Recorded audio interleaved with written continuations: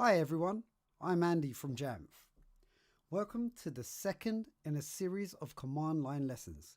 This lesson is aimed at getting you started. In this lesson, we're going to look at how you get around the file system. We'll be looking at move, rename, copy, create, and delete files and folders. To start with, in the previous lesson, we saw the tilde character represents the current user's home directory. We can see our current path by using the print working directory command. Simply type pwd and hit return. The output shows me the path to my home directory. Next, let's look at changing to another directory. For this, we use the cd command. If I list my home directory first, now if I type cd space pictures, this is the same as double-clicking the pictures folder in Finder. I can now list the contents with ls. To go back up one level to my home directory, we need to first look a little deeper into the contents of a folder. If I expand the listing with the ls space hyphen la command, L for the long listing and A to show all items, we can now see that there are a number of items whose names start with a period. Any files or folders that start with a period are hidden items in the directory. There are two special directories in every directory. The first is a single period. This points to the current directory or the one we are currently in. The second is a double period, which points to the parent directory. In this case, that would be my home directory. So by typing cd space period period, we go up one level back to my home folder. We can see this because now the path shows the tilde character.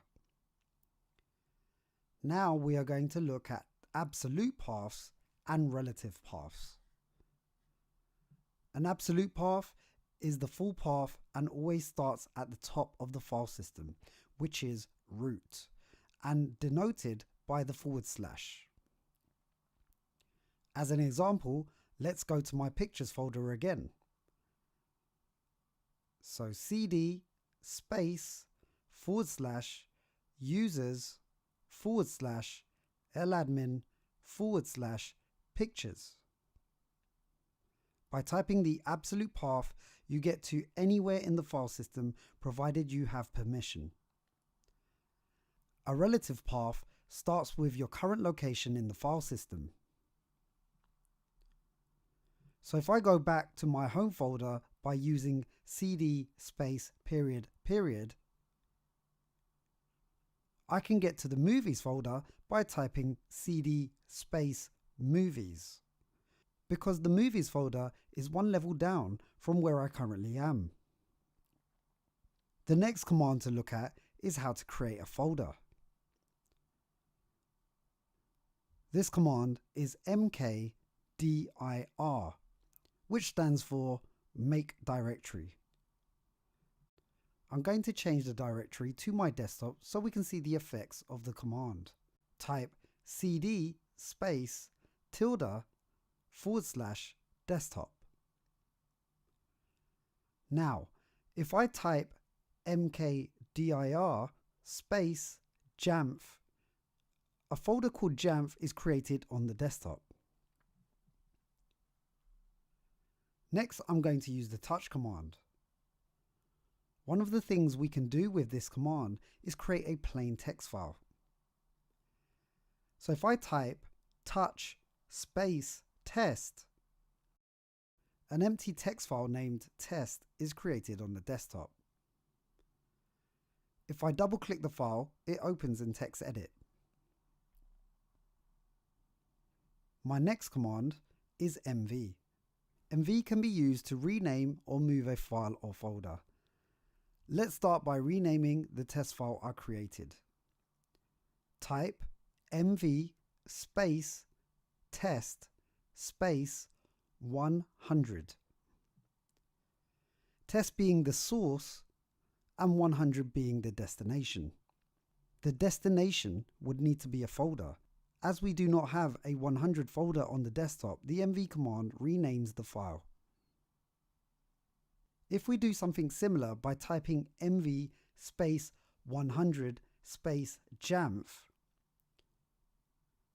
the file 100 is moved into the Jamf folder. If we look inside, we can see it.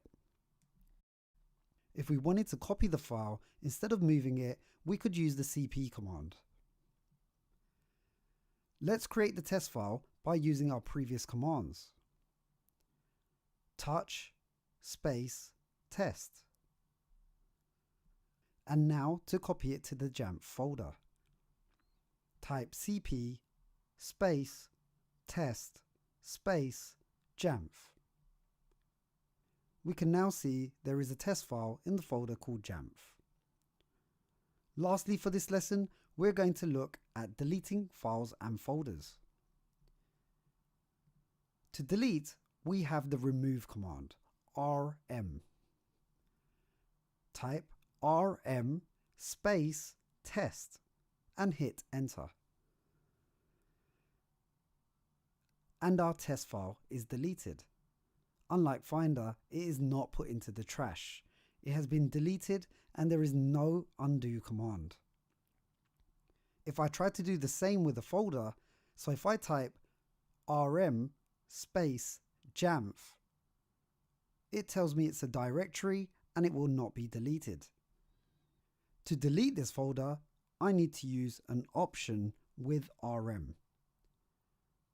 So I type rm space -r space Jamf. The -r stands for recursively delete. This will then delete the folder and everything inside. Here you can see the basic layout of the file system. Try exploring some of the other files and folders with some of the commands we have just learned.